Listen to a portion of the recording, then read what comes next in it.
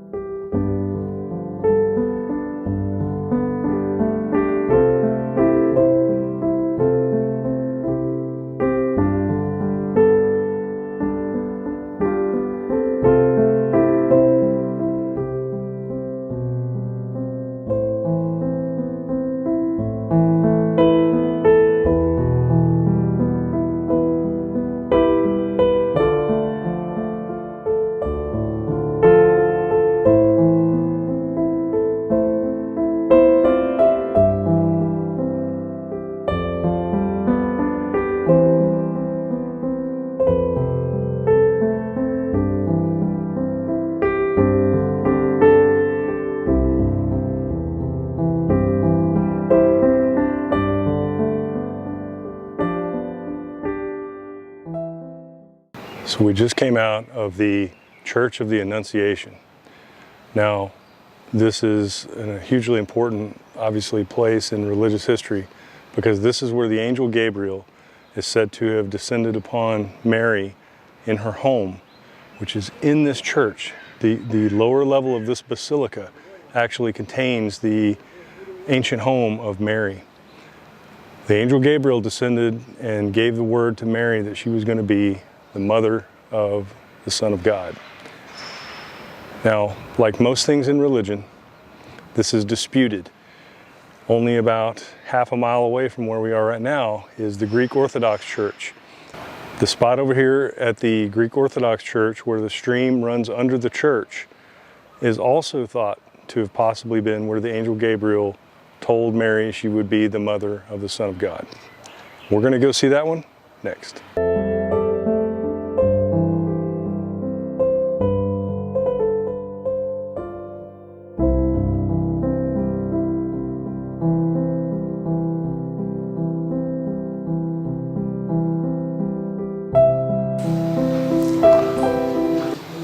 Okay, we are inside the Greek Orthodox Church of the Annunciation, and there is a stream that runs right underneath this church. That's what it was built upon. And this is the very stream where Jesus himself would be coming to get water.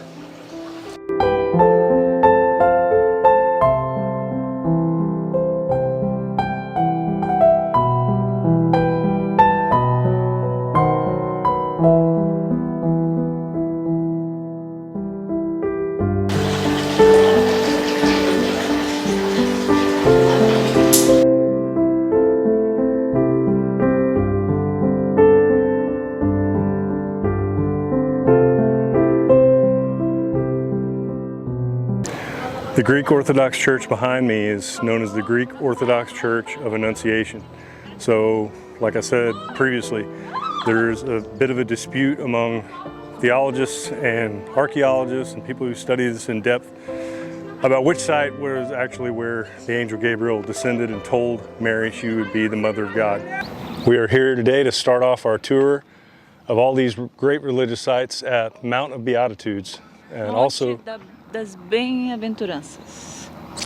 So Mount of Beatitudes, which is famous for the Sermon on the Mount.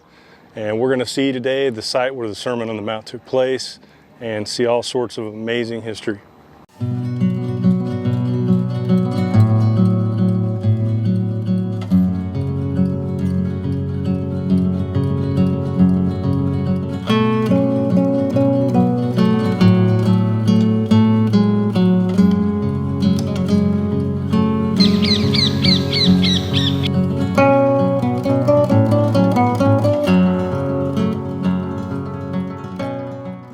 This is the site where the Sermon on the Mount took place. There is a spot inside that is dedicated to where Jesus is thought to have sat while he actually gave that sermon. And here he gave the Lord's Prayer for the first time. And this is where he also issued many blessings and taught his followers and his disciples how to pray. So this is an incredibly important site in religious history for Christendom.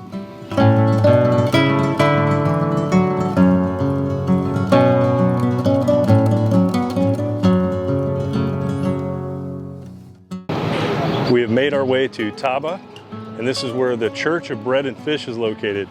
Now, this is where the miracle was performed that's referred to in John 6:5, where Jesus turned 5 loaves of bread and 2 small fish into food for thousands. It said up to 5,000 people were able to eat from the miracle.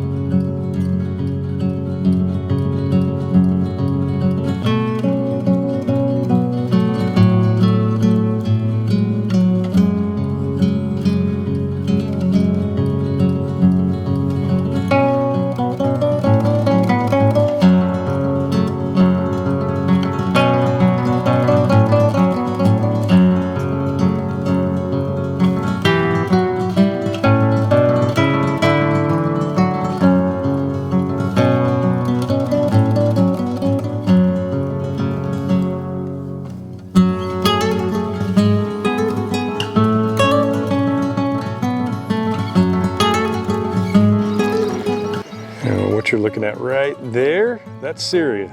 This area between that hilltop and basically this little ravine right here is the DMZ. According to the New Testament, 3 of the apostles were from Bethsaida. Peter, Andrew, and Philip were all from this particular town. Now, a lot of the footsteps we're taking today are over the exact same paths that Jesus and his apostles would have been walking 2,000 years ago.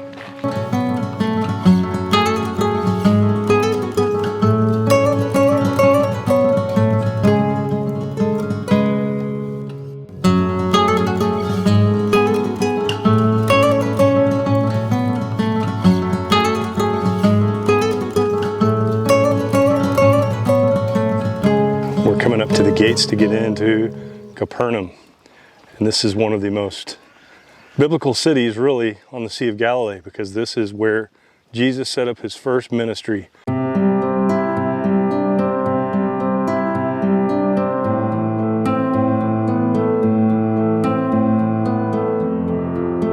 Welcome to Capernaum. This is an important town in the history of Christendom. This was where Jesus set up his first ministry after spending 40 days and 40 nights in the desert and after his baptism. This is the synagogue of Capernaum.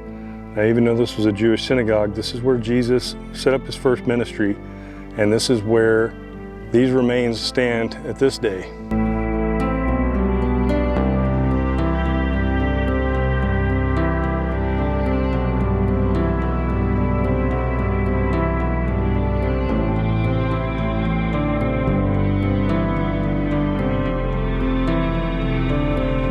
This is the inside of the synagogue at Capernaum.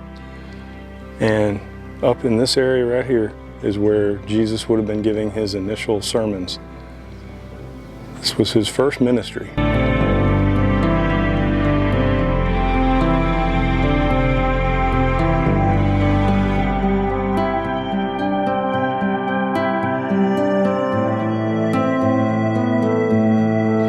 Just to give you the lay of the land real quick. So we're inside the synagogue here where Jesus had his first ministry. And just outside of the walls of the synagogue, right over there, that's the Sea of Galilee.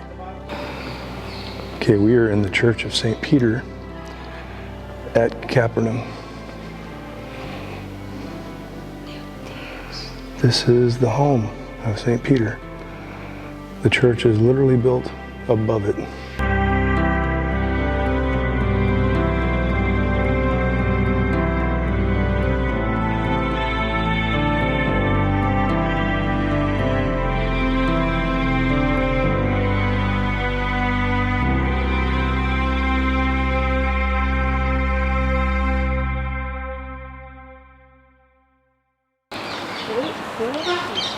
We're here at Yardenit, which is an incredibly special place. This is where John baptized Jesus. And you can see the Jordan River right behind me. This incredibly tranquil and beautiful spot is probably the most peaceful spot I've seen all day. And this is where Jesus Christ was baptized by John. Unbelievable. This site is still used for baptisms today. You can see where they bring people down. They have this stairway and this walkway, and then you have these handrails. People from all over the world come here to be baptized in the Jordan River, right where John baptized Jesus.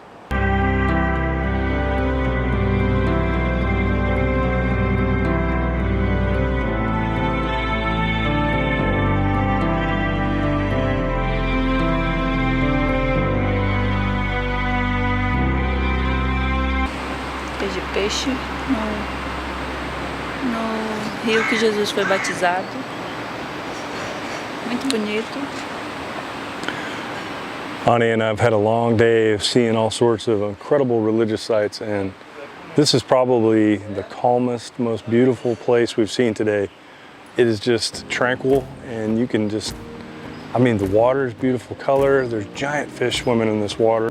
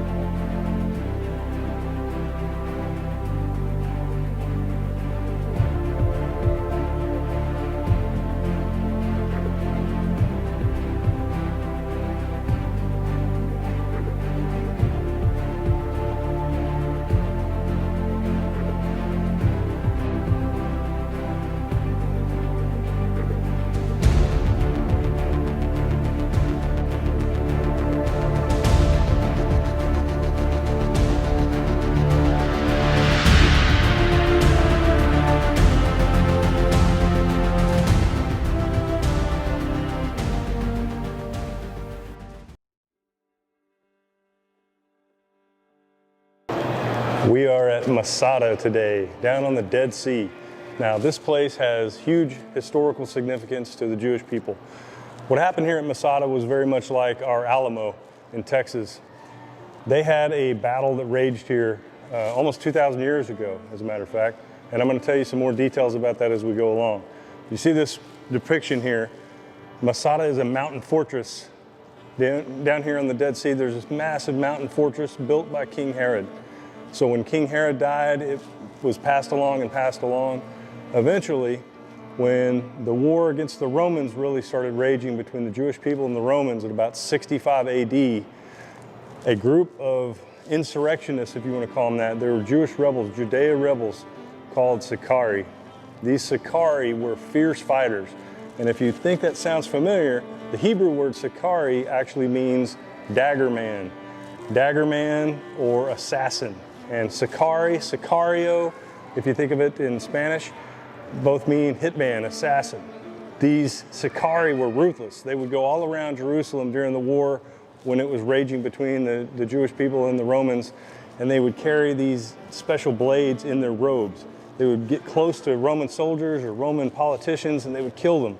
So they were very much like terrorizing and rebelling against the Roman rule.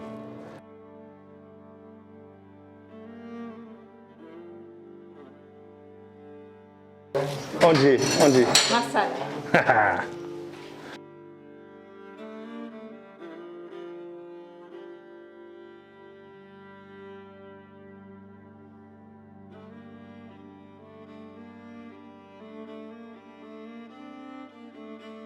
We just made it up the teleférico, the cable car, up to the top, and man, the view here is unreal.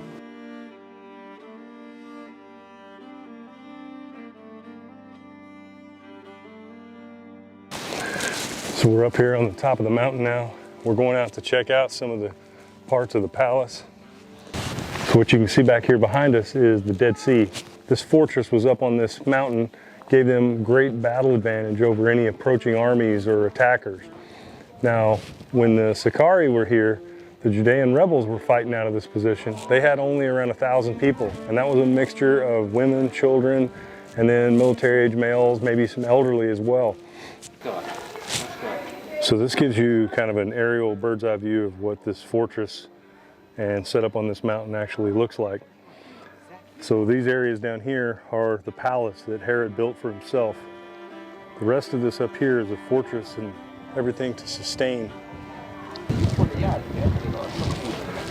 Now when they were attacked from the valley down here where you see the Dead Sea by the 10th Roman Legion. So the 10th Roman Legion was some of their best fighters, and these were experienced warriors who'd been fighting in Armenia and other places. When they came here, they tried several times to breach the walls by climbing and doing other trails. This kind of gives you an idea of how thick these walls were. The walls that border the actual top of this mountain of the fortress itself are 2 layers of 3 to 4 foot thick walls each with a buffer between them where they could store things. This is looking straight down the cliff drop-off view up here on the fortress of MASADA. What you're looking down here and seeing is the outcroppings of the palace levels that King Herod had built for himself. You can still see where the Roman encampments were. Now they brought a legion, like I said, of 10,000 plus soldiers. That was just the direct actual soldiers, the fighting men. What they also had were almost 100,000 slaves that they had taken as prisoners during the battle against the Jewish people, mostly out of the Jerusalem area where they killed over 1 million people during that siege. Now what's amazing here is this portion of the mountain you're seeing right here that's a lighter colored sand and rock, that is man-made. The Romans had these slaves and used Roman engineering to build a slope up toward the mountain here. They did that because they were losing. They couldn't siege this mountaintop, so what they did was built this slope so they could bring some of their breaching equipment, these giant towers that they had where they could use catapults and sling massive rocks, and they could also sling ladders off of the top of those pieces of equipment to actually breach the walls. They used a battering ram device built into this tower that they moved up this slope, and they used that battering ram to crash through the walls. A couple other spots that I don't want to zoom the camera around too much because there you go, you can make this one out as well. That's another one of the Roman encampments. I'm standing inside one of the security outposts on the top of the mountain, and from here you've got a balcony view where you can look out and see this man-made Roman mountain growing every day. So imagine looking out here every morning and seeing that mountain growing a little bit closer to you. Your Roman legions are climbing a mountain every day trying to kill you. They're lobbing artillery in the form of these massive rocks. This is the spot in the wall that was breached when the Romans built their rampy mountain tall enough and were able to roll their battering ram up the mountain they built. When the Romans entered the fortress, what they found shocked them. 967 men, women, and children were dead. Rather than be captured and become slaves and be tortured by the Romans, they made a decision that they would have a mass suicide. And they did this by basically electing 10 people to kill everyone else. And then those 10 would draw straws basically and kill each other. The last person standing had to commit suicide. So that awful, awful account of how MASADA occurred is why the Jewish people now say, never again shall MASADA fall. That's like their rallying cry.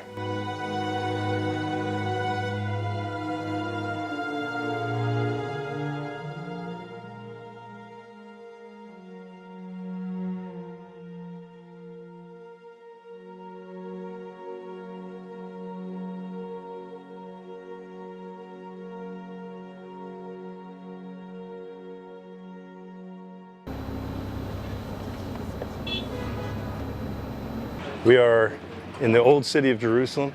We're making our way down through the market to the beginning of the Via Dolorosa, the route of sorrow where Jesus walked. Obrigado. Brazil, I'll ask you a question. Brazil. Hola, hola. All the way from Texas.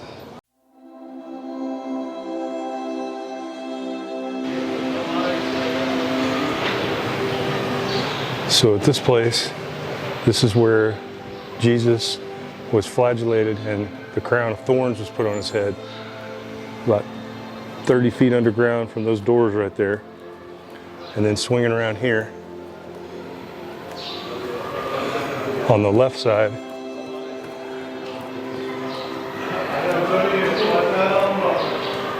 right through this corridor is where the cross was given to Jesus that he had to bear. So we just left the church of condemnation. Now Jesus would be walking this exact path with the cross till we reached the first point where he was fatigued and it overcame him and he fell against the wall.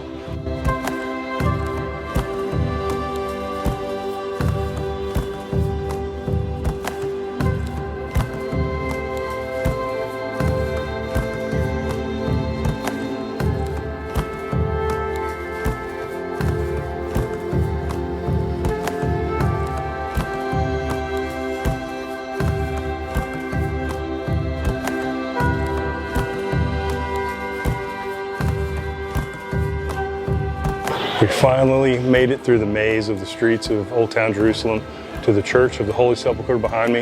And what we're going to do now is go in and we're going to see the spot where Jesus' cross was put up, where he actually died, where they removed him from the cross, and the slab of stone he was laid upon after his death. Let's go see it.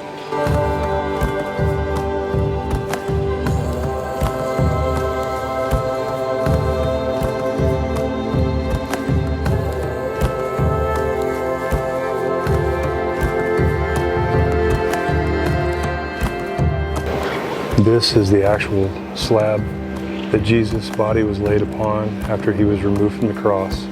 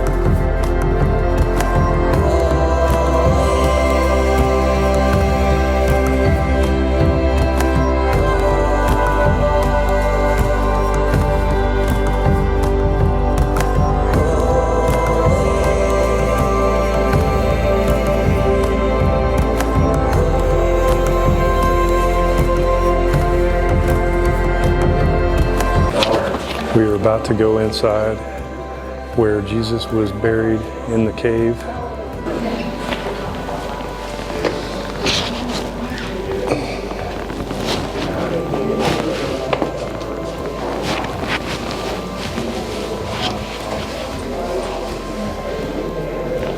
So Jesus' tomb was actually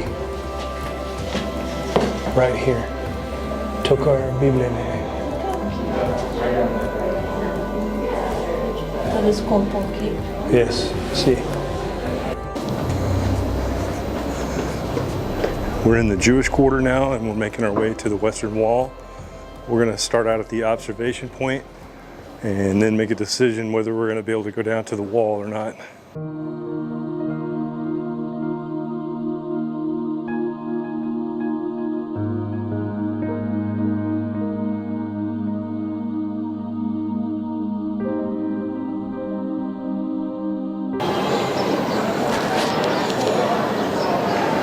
We are here, we made it to the Western Wall, and we're going down to see an incredibly historic place. This is all that remains of the original temple walls, this relatively small section.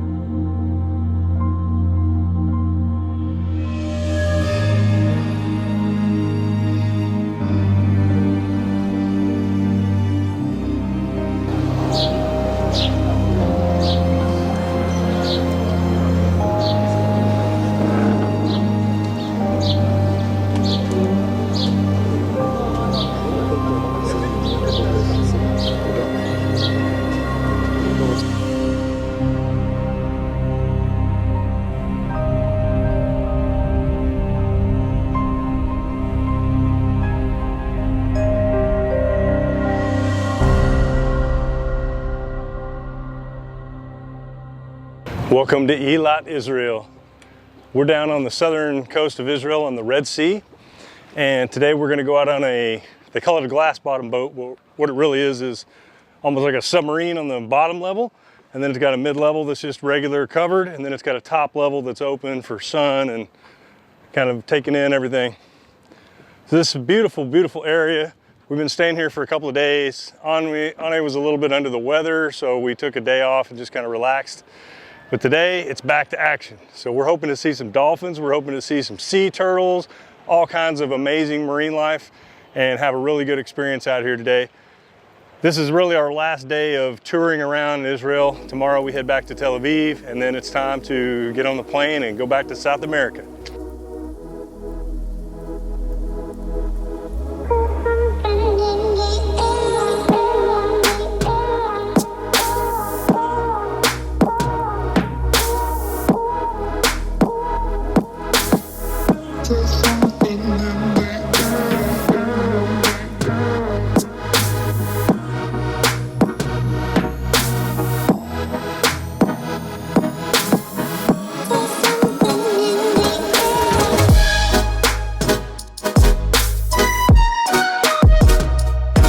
I hope this water and the color shows up as nice as it looks in person. It's just beautiful, clear.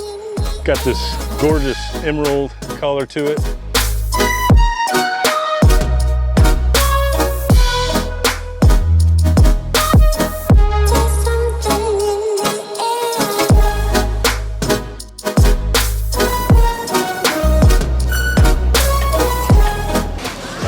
Excited, Ney? Sim, barco de vidro.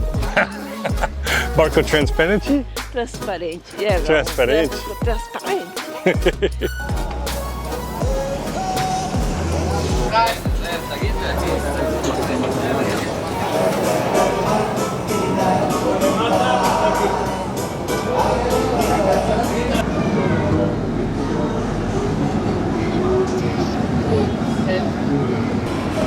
Eu tava esperando ver tubarão, tartaruga, peixe, mas nada, nada. Droga!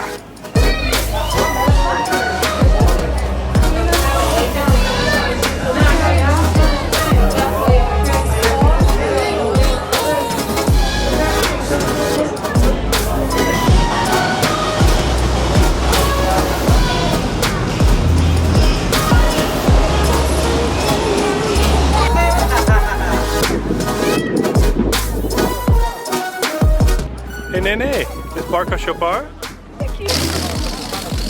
Muito, pequeno.